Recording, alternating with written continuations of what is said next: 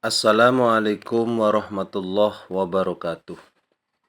Alhamdulillah, alhamdulillahilladzi an'amana binikmatil imani wal islam.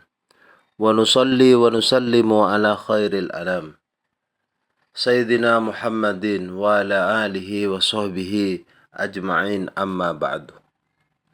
Perkenalkan, nama saya Muhammad Soleh, mahasiswa pasca sarjana Unihams Jember. Saya akan mempresentasikan mata kuliah pengembangan kurikulum pendidikan agama Islam di sekolah umum, di mana pengembangan kurikulum pendidikan agama Islam di sekolah umum mencakup 6 tema.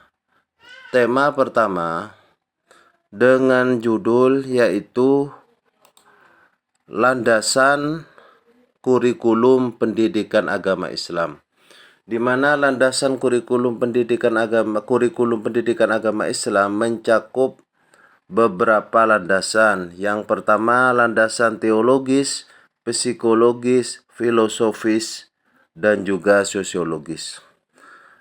Di mana landasan teologis membahas tentang nilai-nilai ajaran Islam sebagai fondasi spiritual dan moral dalam pendidikan, yakni peserta didik.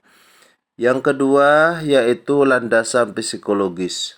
Landasan psikologis membahas tentang perkembangan kognitif, afektif, dan psikomotorik peserta didik, di mana kognitif tersebut mengarah pada pikiran atau pengetahuan, yaitu seperti perasaan, emosi, dan sebagainya. Dan setelah itu yaitu afektif. Afektif tersebut yaitu tentang sikap peserta didik. Selanjutnya yaitu psikomotorik. Psikomotorik tersebut mencakup seperti keterampilan, artinya tentang fisik dan sebagainya. Sedangkan selanjutnya yaitu landasan filosofis. Landasan filosofis tersebut mempunyai tujuan pendidikan Islam dalam membentuk kepribadian Muslim yang utuh. Artinya peserta didik harus diajari atau dijelaskan tentang landasan filosofis. Sedangkan selanjutnya yaitu landasan sosiologis. Landasan sosiologis tersebut artinya peran pendidikan agama Islam dalam membangun masyarakat yang harmonis dan berakhlak. Selanjutnya yaitu tentang tema kedua membahas tentang struktur kurikulum pendidikan agama Islam, di mana struktur kurikulum pendidikan agama Islam itu mencakup seperti komponen inti, tahapan belajar, dan juga integrasi. Kita bahas satu persatu. Komponen inti tersebut mencakup seperti Al-Quran, hadis, akidah akhlak, fiqih, dan sejarah Islam sebagai pilar utama kurikulum. Yang selanjutnya yaitu tahapan belajar. Tahapan belajar tersebut membahas tentang pemahaman dasar, pendalaman aplikasi praktis secara bertahap dan terstruktur. Yang selanjutnya yaitu integrasi. Integrasi tersebut artinya menghubungkan materi pendidikan agama Islam dengan kehidupan sehari-hari peserta didik secara bermakna. Yang selanjutnya yaitu membahas tema ketiga, yaitu pendekatan pembelajaran pendidikan agama Islam, di mana di situ juga meliputi student center, konstekstual, dan juga integratif. Artinya student center tersebut artinya pembelajaran berpusat pada peserta didik dengan metode aktif dan partisipatif. Yang selanjutnya yaitu konstekstual. Artinya di situ menghubungkan materi dengan konteks sosial dan budaya lokal yang relevan.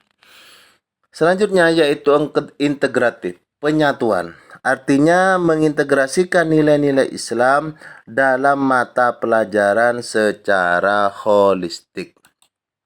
Selanjutnya yaitu tentang proses pembelajaran pendidikan agama Islam, di mana di situ diawali tentang perencanaan, pelaksanaan dan juga evaluasi.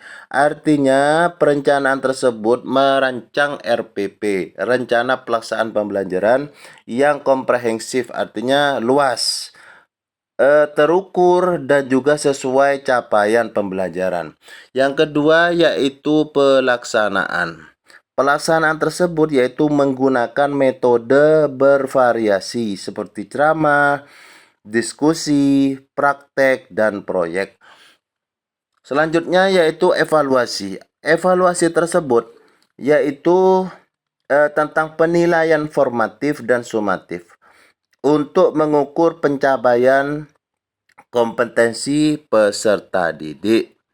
Selanjutnya kita membahas tema 4 yaitu materi dan sumber belajar pendidikan agama Islam, di mana di situ materi dan sumber belajar pendidikan agama Islam mencakup materi pokok, di antaranya materi pokoknya Al-Quran dan hadis, akidah akhlak, fikih, dan sejarah Islam. Selanjutnya tema 5 yaitu evaluasi kurikulum pendidikan agama Islam. Di situ ada tahapannya yaitu seperti evaluasi formatif, evaluasi sumatif, dan refleksi dan perbaikan. Artinya evaluasi formatif tersebut yaitu penilaian berkelanjutan selama proses pembelajaran berlangsung. Yang kedua yaitu evaluasi sumatif, artinya penilaian akhir untuk mengukur pencapaian kompetensi secara keseluruhan. Selanjutnya yaitu refleksi dan perbaikan, artinya analisis hasil evaluasi untuk meningkatkan kualitas pembelajaran pendidikan agama Islam. Di situ kita berlanjut tentang tema 6 yang mempunyai judul yaitu manajemen pendidikan agama Islam. Di sini di dalam manajemen pendidikan agama Islam ada 3 aspek yaitu perencanaan, pengorganisasian, pengawasan. Yang pertama yaitu perencanaan. Perencanaan tersebut yakni menyusun program pendidikan agama Islam terstruktur dan berkelanjutan. Yang kedua yaitu pengorganisasian, artinya mengalokasikan sumber daya dan waktu secara efektif. Yang ketiga yaitu pengawasan, artinya memantau pelaksanaan kurikulum pendidikan agama Islam di sekolah. Selanjutnya yaitu lingkungan pendidikan agama Islam. Di antaranya yaitu iklim sekolah, kemitraan, dan juga fasilitas. Artinya iklim sekolah tersebut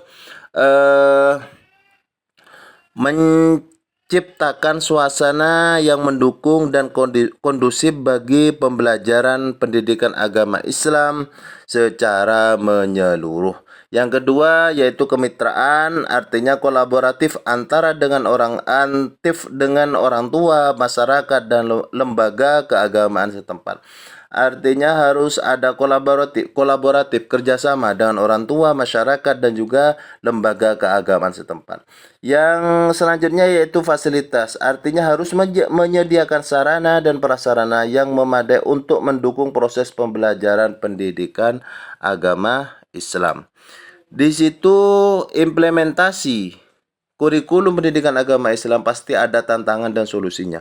Tantangan utama yaitu keragaman latar belakang peserta didik, selanjutnya yaitu keterbatasan sumber daya manusia dan fasilitas, menjaga relevansi materi di era digital. Solusinya yaitu strategisnya yaitu pelatihan guru berkelanjutan untuk meningkatkan kompetensi pedagogis, pengembangan materi inklusif yang responsif terhadap keberagaman. Selanjutnya yaitu pemanfaatan teknologi sebagai media pembelajaran pendidikan agama Islam yang inovatif. Kesimpulannya yaitu visi kurikulum pendidikan agama Islam. Apa itu? Yakni beriman dan berakhlak. Artinya membentuk peserta didik yang beriman, berakhlak mulia, dan berkontribusi positif bagi masyarakat. Nilai Islam terintegrasi, yakni mengintegrasikan nilai-nilai Islam dalam setiap aspek kehidupan secara autentik dan bermakna. Artinya selanjutnya yaitu generasi siap zaman, menciptakan generasi yang tangguh, adaptif, dan siap menghadapi tantangan masa depan. Demikianlah presentasi dari saya. Mohon maaf apabila ada kekurangan. Terima kasih. Wallahul muwafiq ila aqwamit thoriq. Assalamualaikum warahmatullahi wabarakatuh.